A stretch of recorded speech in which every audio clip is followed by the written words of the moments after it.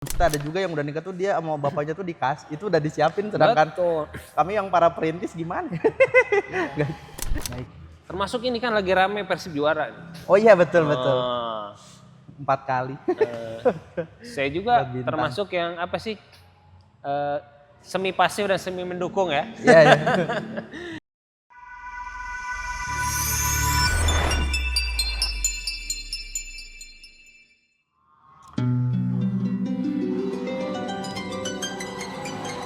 Ya Allah, keren banget ya orang-orang sekarang. Padahal kita seangkatan.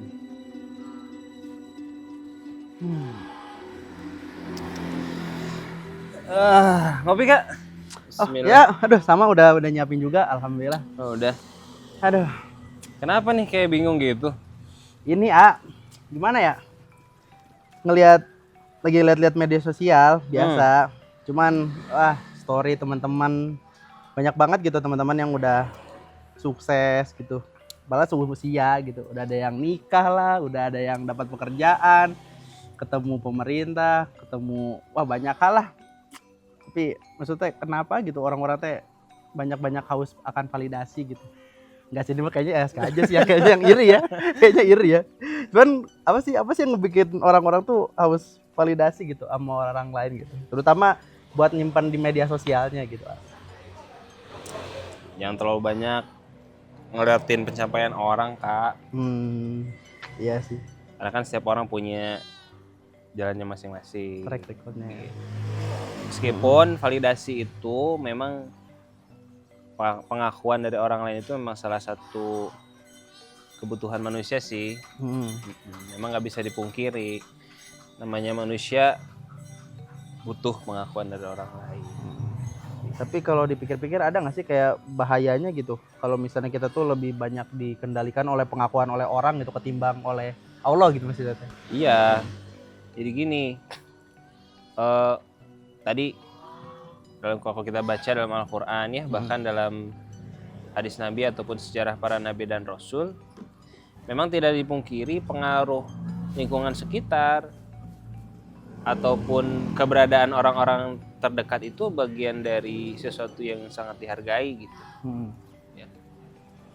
Bahkan dalam Al-Quran misalkan Allah menyindir ya, misalkan kalau kamu terlalu mencintai ingkana aba'akum, mencintai keluarga bapak kamu, lebih mencintai anak kamu, istri, keluarga kamu, kerabat kamu, ya. Perniagaan yang kamu usahakan, tempat tinggal kamu, ya. Yang semua itu kamu lebih sukai daripada jihad kepada Allah, jihad di jalan Allah, ya. Maka tunggu tanggal mainnya kan gitu. Jadi gambarannya itu memang yang seperti itu diakui dalam Al-Quran. Allah mengakui bahwa itu tuh sesuatu yang memang disukai dan bagian daripada kehidupan manusia. Tapi Islam datang mengajarkan kepada kita bahwa ada satu tujuan yang lebih besar lagi, lebih tinggi lagi untuk mencapai potensi maksimal dan mencapai daripada apa sih tujuan hidup kita. Ya. Yang itu kalau misalkan kita nyambungin nih sama teori Apa? konvensional ya. Iya. Ada dalam pendidikan itu misalkan, atau bukan pendidikan, ilmu sosial itu ada, ilmu psikologi ada namanya yang konsep Maslow. Apa itu konsep Maslow? Jadi katanya manusia itu punya beberapa tingkat kebutuhan hidup. Yang paling mendasar itu kebutuhan fisik, makanan, tidur gitu ya, seksualitas. Tingkat kedua itu rasa aman. Iya. Dia merasakan dirinya itu aman dari bahaya, dia punya tempat tinggal segala macam. Tingkat berikutnya itu dia kebutuhan sosial Kak. Jadi manusia itu butuh untuk merasa bagian dari sesuatu yang lebih besar daripada dirinya. Nah, validasi lagi balik lagi. Bagian daripada komunitas. Iya. Nah, makanya ini juga saya sering mikir nih. Kenapa sih orang kadang-kadang ya bukan hanya tadi masalah dia ngejar validasi orang lain, dia ingin seperti apa? Si A, si B. Itu tingkatan berikutnya tuh Kak. Ya. Setelah kebutuhan sosial adalah kebutuhan untuk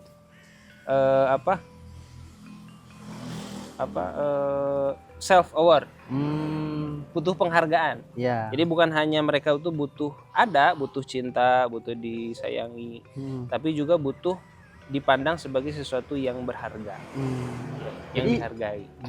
Tapi di atasnya ada lebih lagi, Oh, ada lagi, ah. yaitu aktualisasi diri. Oh, Yang ini Masih- bagaimana manusia itu mencapai ke hasrat yang paling terpendam dalam dirinya, bagaimana mencapai tadi potensi maksimal dirinya. Nah, itu memang betul sejalan dalam Islam pun inilah tingkat sejati manusia itu, aktualisasi dirinya sebagai hamba Allah, sebagai spiritualitas. Tapi nanti orang-orang beda-beda dalam mencapai itunya.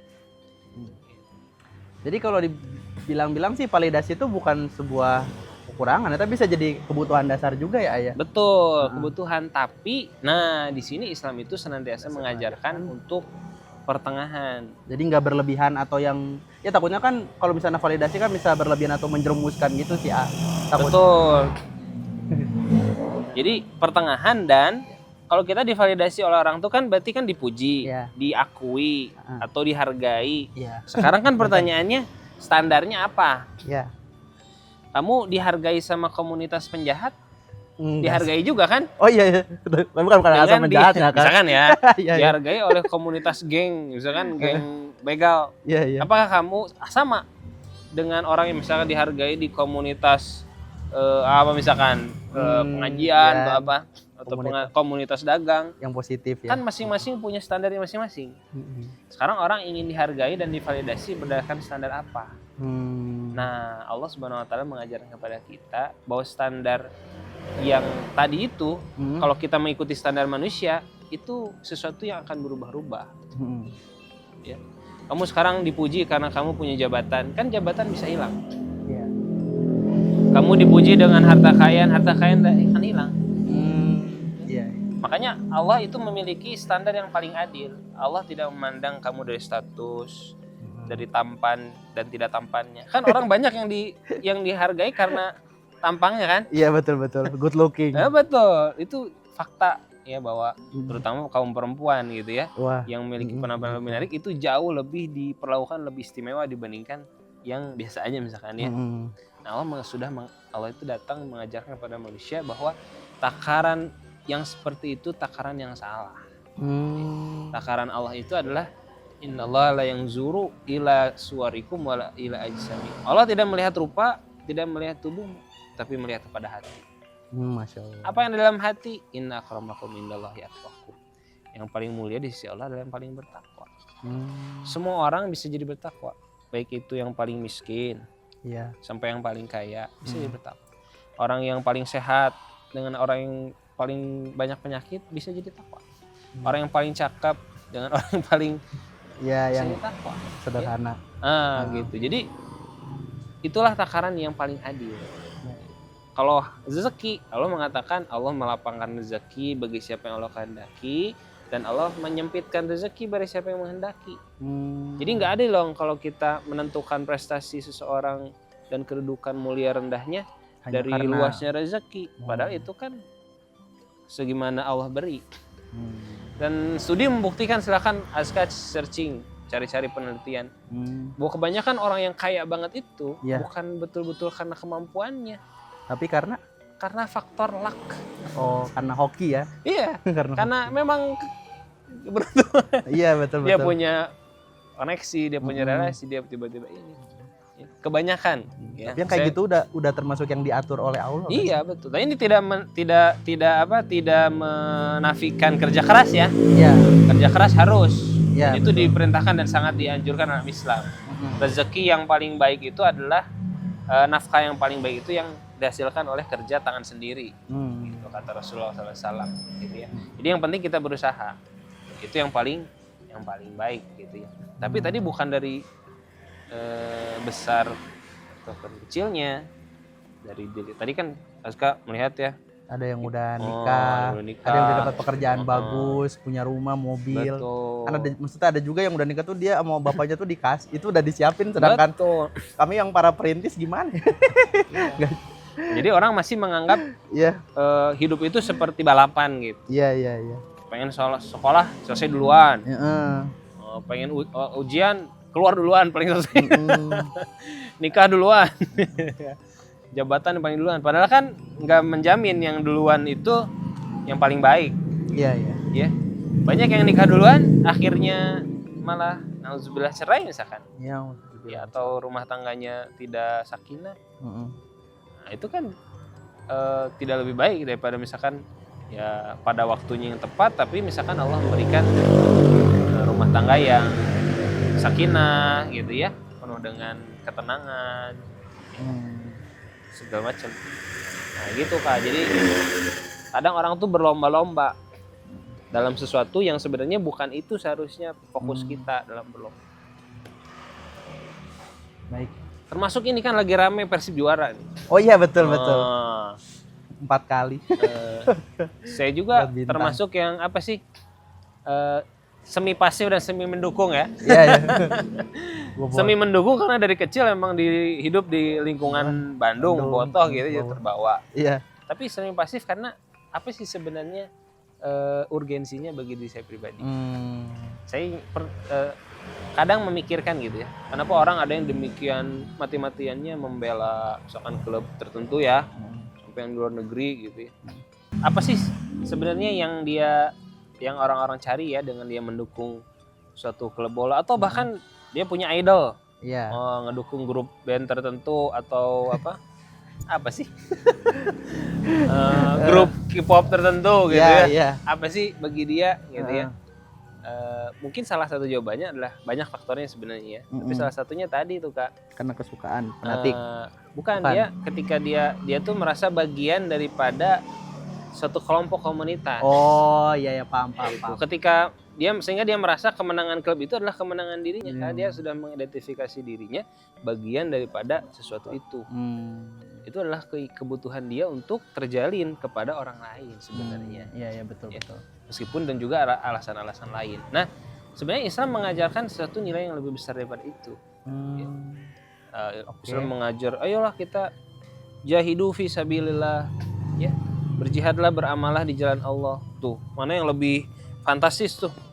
Kita menjadi bagian daripada programnya Allah yang memiliki langit dan bumi gitu ya, di jalan Allah. Sehingga ini sebenarnya luar biasa. Islam itu memahami betul konsep psikologis manusia. Tapi tadi kendalanya tadi banyak orang yang memang sudah terlanjur ya bersinggungan dengan adat budaya dan nilai-nilai yang non-Islami sehingga dia terbawa kepada lingkaran-lingkaran tadi.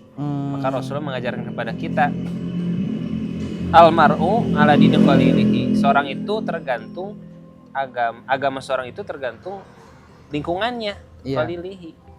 Maka lihatlah kepada siapa kamu bergabung dalam sebuah komunitas. Karena tadi menggambarkan betul. Berarti kita harus cari lingkungan yang baik ya, makanya tujuannya itu ya. Betul. Pintar-pintar dalam memilih lingkungan, pintar-pintar dalam memilih pergaulan, teman. Betul. Tapi kalau kita terlanjur misalkan udah masuk nih, bahkan di lingkungan terdekat kita sendiri, keluarga kita menilai dengan standar duniawi tadi kan berat juga. Betul. Dan situ tantangannya bagi kita untuk edukasi juga bahwa kesuksesan itu bukan dari situ gitu ya. Tapi kalau yang lebih bijak sih sebenarnya lebih paham harusnya. Gitu tuh Kak. Aduh, Masya Allah. Jadi nggak usah bingung lah kamu kalau makin kamu melihat sosial media sukses orang kan kamu nggak tahu di balik itu ada jerih payahnya. Setiap orang juga akan berbanding lurus dengan ujiannya. Iya sih betul. Ya, mereka mungkin nggak pernah mengekspos ujiannya. Yang ditunjukinnya yang bagus-bagusnya aja ya. Iya. Gitu. Soalnya kan orang-orang juga kan banyaknya menilainya tuh ketika akhirnya aja gitu, nggak tahu bagaimana dari start finish sampai situ sih. Betul sih. Dan tadi standarnya yang kita jadikan kesuksesan itu yang supaya kita merasa tervalidasi. Nah, jangan sampai terjebak kepada hal-hal yang materialistis dan dunia. Kembali kepada bagaimana Islam mengajarkan. Itu yang paling adil timbangan. Orang yang paling bertakwa, yang amalannya paling ikhlas bukan karena orang lain gitu ya. Tapi betul-betul kepada Allah. Nah, inilah tadi tingkatan kepuasan yang paling tinggi tuh. Nah, memang tidak harus diakui tidak segampang itu ya Kak ya. Iya. Sudah sederhana itu. Paling ini sih kayak asalkan masuknya kan ke jurusan desain ya. Ke jurusan yang dimana saya emang harus menunjukkan karya-karya Aska gitu ya kepada orang-orang. Ini masih bahas tentang validasi ya.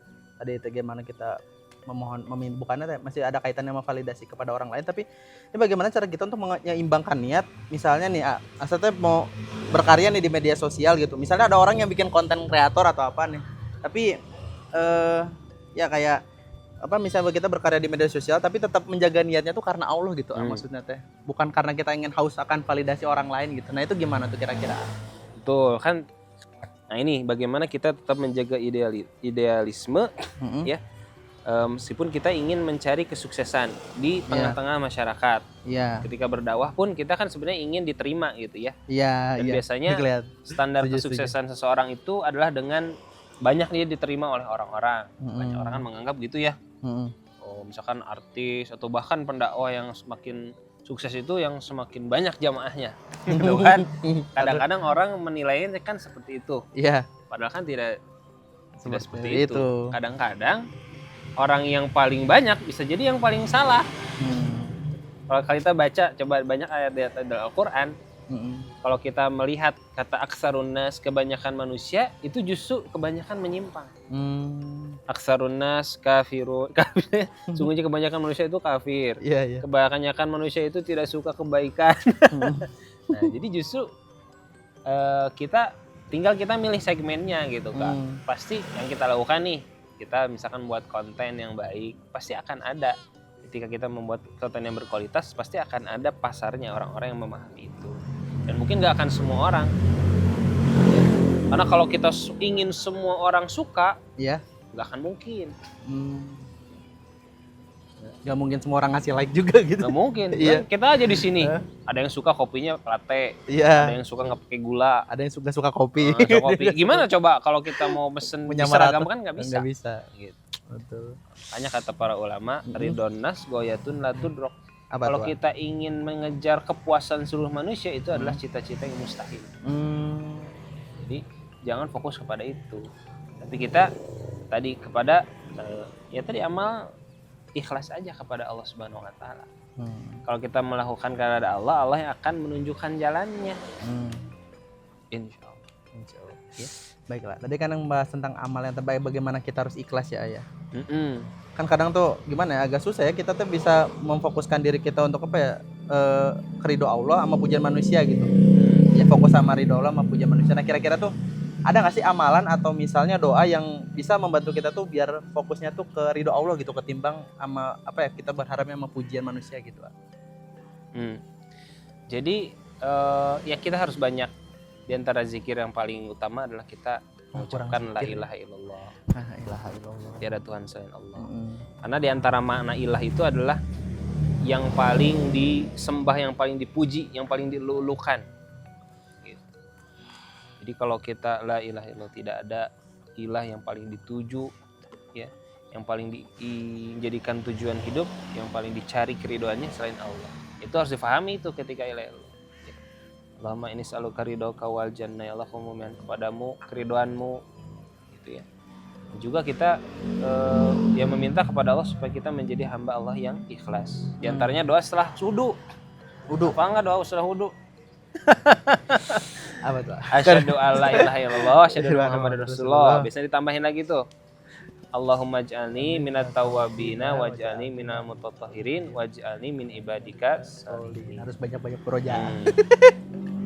Ya, jadi orang yang sering apa juga ya? Jadi orang tawabin itu orang yang sering bertaubat kembali kepada Allah. Mutatahhirin orang yang mensucikan diri, termasuk tadi kesucian dari sifat riya, beramal karena orang lain. Ujub. Ujub. Dan jadikan aku hamba yang soleh, gitu, yang senantiasa taat. Jadi kalau kita memang ciri orang yang ikhlas itu sudah sama bagi dia pujian manusia dengan celaan manusia. Kalau kita biasanya dipuji kan berbunga-bunga gitu. Iya.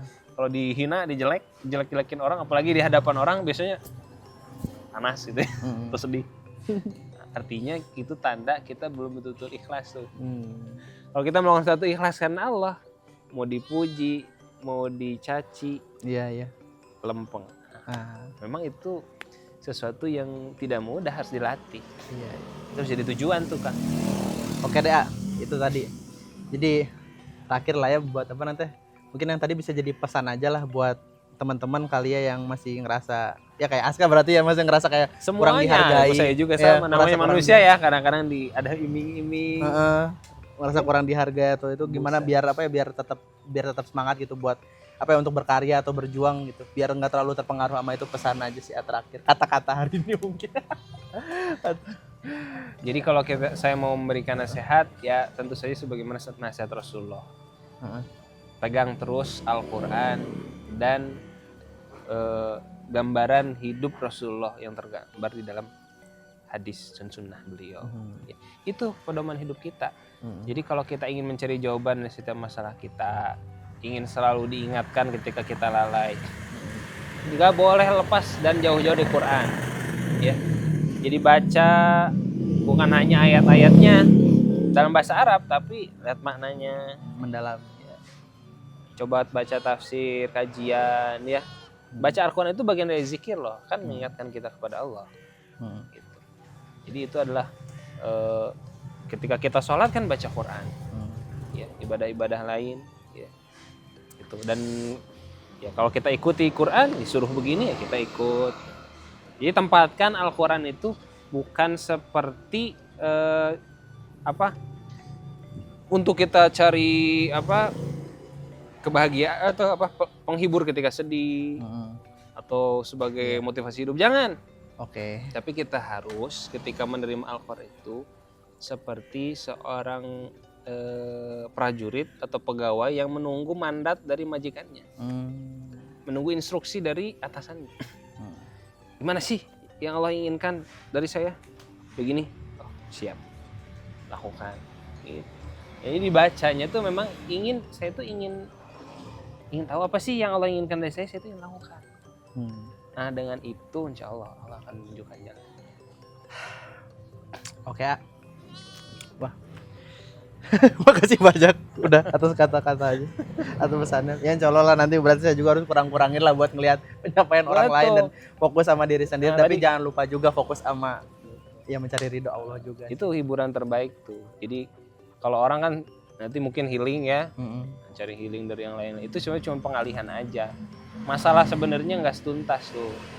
Ya. Jadi kalau ingin tuntas itu kan kita tuh ada fisik, ada jasad, ada ruh. Ya. Yang paling butuh itu kekuatan itu adalah ruh. Ketika ruh kita kuat, fisik kita akan menjadi kuat, emosi kita akan kuat. Nah itu kekuatannya adalah dari Al-Quran. Baik. Oke tak terasa udah bentar lagi juga kayaknya udah mau maghrib. Bentar lagi maghrib, siap-siap sholat ya. Aduh ada kucing. Ya punten. Nah habisin dulu kali ya. Oke, jazakallahu khairan ya Iqbal ya. Amin. Kita langsung aja lah duluan. Oke.